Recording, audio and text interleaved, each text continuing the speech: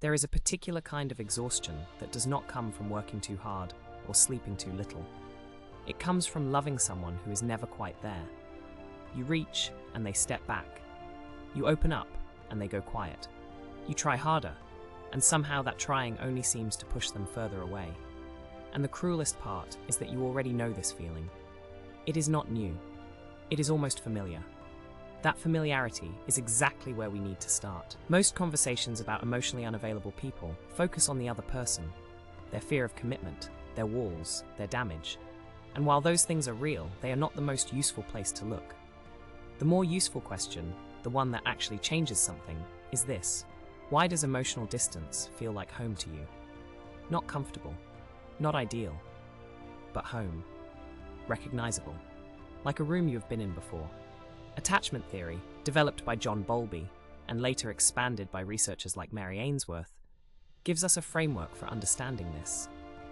The patterns we form in our earliest relationships, with caregivers who are present or absent, warm or unpredictable, safe or frightening, do not simply fade when we grow up. They become the template through which we read all future closeness. They shape what feels normal, what feels threatening, and what feels like love. If you grew up in an environment where love was conditional, inconsistent, or emotionally muted, your nervous system learned to operate inside that uncertainty. You learned to read small signals carefully. You learned to manage your own needs quietly. You learned that love requires effort, patience, and a certain tolerance for not quite being enough. And then you grew up and walked straight into relationships that felt exactly like that. This is not weakness. It is not stupidity.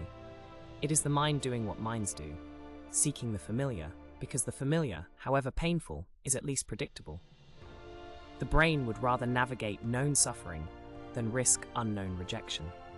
Carl Jung called the parts of ourselves we cannot see the shadow, not the dramatic, monstrous shadow of popular imagination, but the quiet accumulation of everything we learn to hide, suppress, or deny in order to be loved. For many people who consistently attract emotionally unavailable partners, the shadow holds something specific, a belief buried so deep it rarely surfaces as a thought, that full emotional availability is somehow too much to ask for, that needing connection is a burden, that wanting to be truly seen is a kind of greed.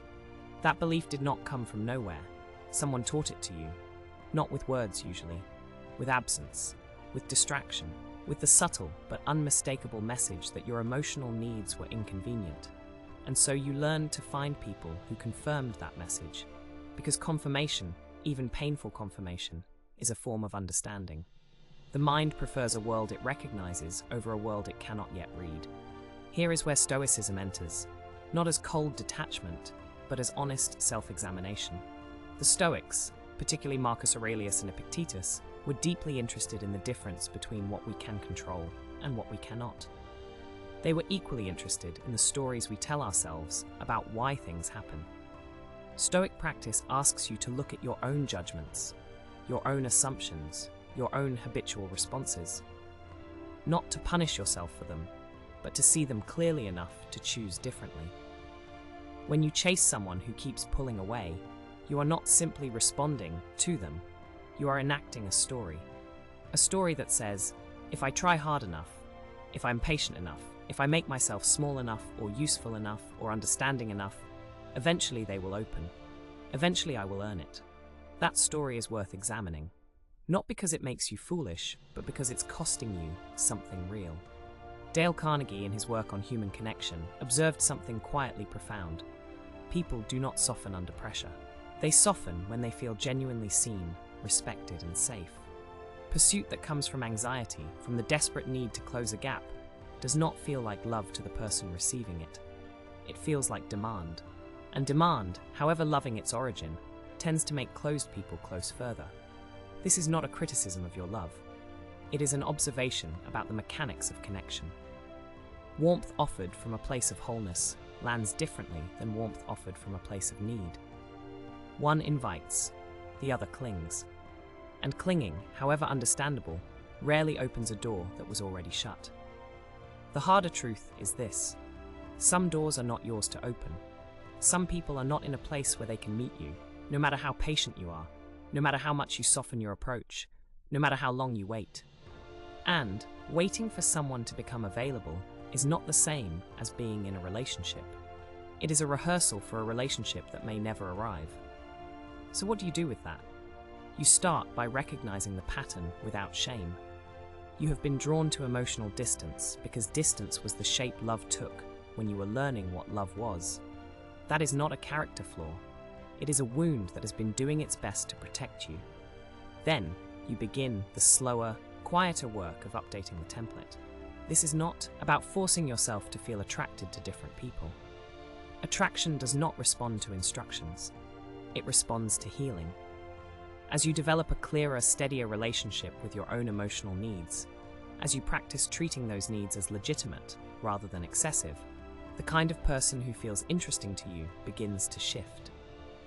Jung described this process as individuation, the gradual integration of the parts of yourself you have been carrying in shadow.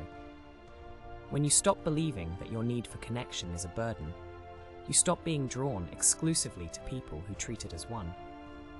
This also means learning to sit with a different kind of discomfort. Emotionally available people can feel almost unsettling at first, if distance is what you know. Consistency can feel boring. Reliability can feel suspicious. Gentleness can feel like it must be hiding something. These reactions are not signs that the available person is wrong for you. They are signs that your nervous system is encountering something unfamiliar and interpreting unfamiliar as unsafe. That interpretation can be gently, patiently corrected. Not overnight, but over time with attention. The Stoics would remind you that you cannot control whether another person chooses to be emotionally present. You cannot reason someone into vulnerability. You cannot love someone into readiness. What you can do, what is entirely within your power, is decide what you are willing to accept, what you are willing to offer, and what you are no longer willing to call love when it is actually just hope. There is a version of you that does not beg for emotional scraps, that does not mistake intensity for intimacy or longing for connection. That does not confuse the relief of finally being noticed with the steady warmth of actually being known. That version of you is not a fantasy. It is where this work leads. The pattern you are in did not form in a single moment, and it will not dissolve in one either. But every time you notice the pull towards someone who cannot meet you, every time you pause and ask yourself what that pull is actually about, you are doing something important. You are choosing awareness over automation. You are interrupting the story long enough to ask whether it is still true. And that question, asked honestly and without cruelty toward yourself, is where something genuinely new becomes possible. Not the love you learned to survive, the love you actually deserve.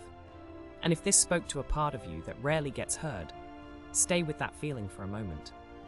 You are not broken because you feel deeply. You are only beginning to understand yourself. Subscribe to Inside the Labyrinth for more reflections on the hidden patterns of the human mind.